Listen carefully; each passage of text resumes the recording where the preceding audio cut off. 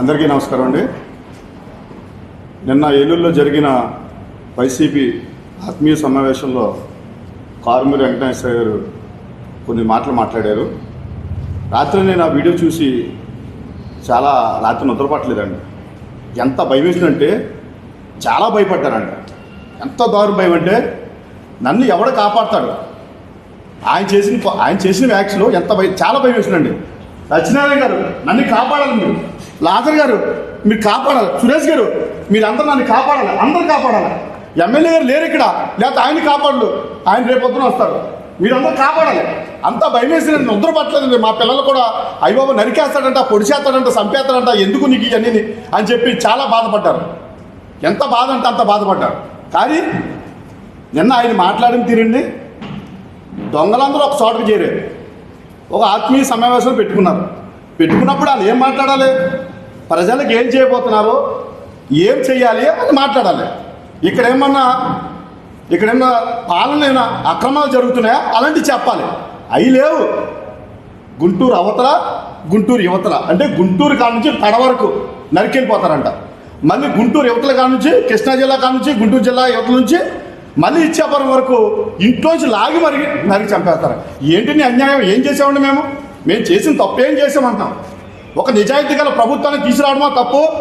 ఒక నిజాయితీ గల ఇక్కడ తణుకు నియోజకవర్గం ఎమ్మెల్యే అంట మీ అందరూ కార్యకర్తగా ఉండి నెగ్గించుకోవడం మేము చేసిన తప్పు. మేము నిజాయితీ వైపు ఉంటే ఈరోజు మమ్మల్ని నరికి చంపేస్తారా? ఏంటండి అన్యాయం? ఏం తప్పు చేసాం మేము? ఈరోజు ఈ కారుమూరి నాగేశ్వర గారు గతంలో 2019లో ఎలక్షన్లో నెగ్గినప్పుడు ఎన్ని ఓట్లు వచ్చినాయండి? ఆయనకి రాధాకృష్ణ గారికి 72,000 ఓట్ల మెజార్టీతో నెగ్గాడు. తణుకు నియోజకవర్గంలో ది గ్రేట్ ఎమ్మెల్యేగా నిలుచుకున్నాడు. ప్రజల్లో ఒక స్థిరస్థాయిగా నిలిచిపోయాడు ఆయన. ఇలాంటి వ్యక్తికి వచ్చిన మెజార్టీ ఓట్లు కూడా రాని ఆ రోజు నెగ్గాడు ఆయన. ఈరోజు మళ్ళీ 2024లో ఆయన సొంత ఊరు అత్తిలి గ్రామంలో ఆయనకి డిపాజిట్లు లేవండి. డిపాజిట్లు కూడా దక్కలేని వ్యక్తి ఎవరైనా ఉన్నారంటే ఆంధ్రప్రదేశ్ రాష్ట్రంలో ఎమ్మెల్యే స్థానంలో ఆయన ఒక్కడేనండి. ఇలాంటి వ్యక్తి నోరు అదుపు లేకుండా, ఒళ్ళుబాయి తెలియకుండా ఇంత ఇష్టం వచ్చిన మాట్లాడుతామండి. ఈ మధ్యకాలంలో ఏదో జుట్టు ఇచ్చినట్టు ఉన్నాడు. ఆ జుట్టుతో పాటు మైండ్ కూడా ఇచ్చేసినట్టున్నాడు. అక్కడ ఆ కటింగ్లో అది కూడా పోయినట్టుంది. ఈయన ఈ రకమైన వ్యాఖ్యలు అండి. అంటే రెచ్చగొట్టి వీళ్ళు ఏం చేస్తారు, కులాల మధ్య చిచ్చు పెడుతున్నారు, మతాల మధ్య చిచ్చు పెడుతున్నారు. ఎక్కడ జరగనంటే దాన్ని పార్టీ రుద్దుతున్నారు. ఈయన తణుకు నియోజకవర్గంలో మాజీ ఎమ్మెల్యేగా ఈయన చేసిన దోపిడీ అందరికీ తెలిసిన విషయమే. కానీ ఈయన ఓడిపోయిన తర్వాత ఈయనకి నియోజకవర్గం ఉన్నాడండి?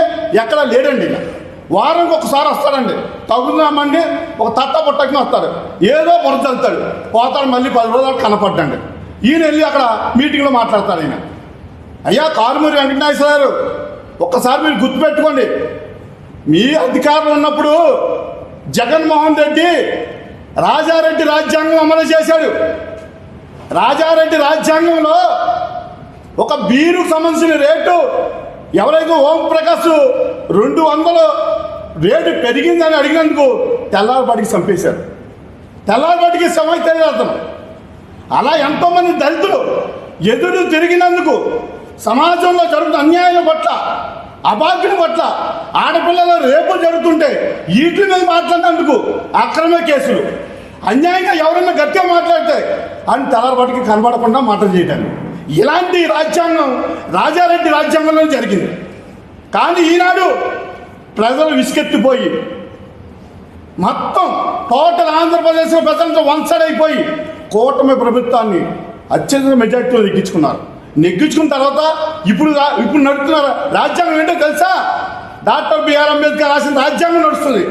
ఆ రాజ్యాంగం నడుస్తుంది కాబట్టే, మా నాయకుడు చేస్తున్నాడు కాబట్టే ఈరోజు ఇంకా మీరు బయట ఉన్నారు. అదే మీరు రాజారెడ్డి రాజ్యాంగం అయితే ఇప్పుడు లోన్ బొక్కలు ఉంటుంది. ప్రతి ఒక్కడు కూడా నిజాయితీగా చేస్తున్నారు. ఇక్కడ కక్షపూర్వమైన పాలన లేదు.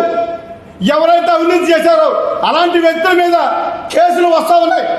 అంతేగాని అక్రమంగా మీలాగా మా కార్యకర్తల్ని చంపేసినట్టుగా మేము ఏ కార్యకర్తని అన్యాయంగా పట్టుకుని పెట్టుకోలేదు. ఎవరు ఏ కార్యకర్తని మా నాయకుడు కానీ మా అధినాయకుడు కానీ ఎప్పుడు కూడా జైల్లో పెట్టలేదు. అలా నీతి నిజాయితీగా నిలబెట్టుకున్నారు. కానీ ఈరోజు మీరు మళ్ళీ కార్యకర్తలను చిచ్చు పెట్టి మీరు రెచ్చగొట్టి ఈరోజు ఏం చేద్దాం అనుకున్నారు? మీరు ప్రజలు ఏం చేయాలనుకుంటున్నారు? ప్రజలు బట్టి చిచ్చు బట్టి ఏం చేయాలనుకుంటారు? అందుకని మేము ఒకటే చెప్తున్నాం, ఇమీడియట్గా మా దళిత సోదరులు మొత్తం అన్ని చోట్ల, మా బీసీ సోదరులు అన్ని చోట్ల మేము కేసులు పెడుతున్నాం. ఆ కేసు కూడా పోలీసు వారికి మేము జోడించి న్యాయం చేయమని అడుగుతున్నాం. మీరు ఇమీడియట్గా మా కేసుని టేకప్ చేయండి, మా కేసుని ఎఫ్ఐఆర్ కట్టండి. ఎఫ్ఐఆర్లో కూడా 3 years కట్టాలి. 3 years, ఎందుకంటే అది అటెంటివ్ మర్డర్, అది డైరెక్ట్ నరికి చంపుతానన్నాడు, ఇంట్లో లాగి చంపుతానన్నాడు, ఫేక్ కోసేస్తానంటున్నాడు. ఇలాంటి వ్యక్తి మీద ఇమీడియట్గా 3 years కట్టే బాధ్యత ఈరోజు పోలీసు యంత్రాంగమే ఉంది.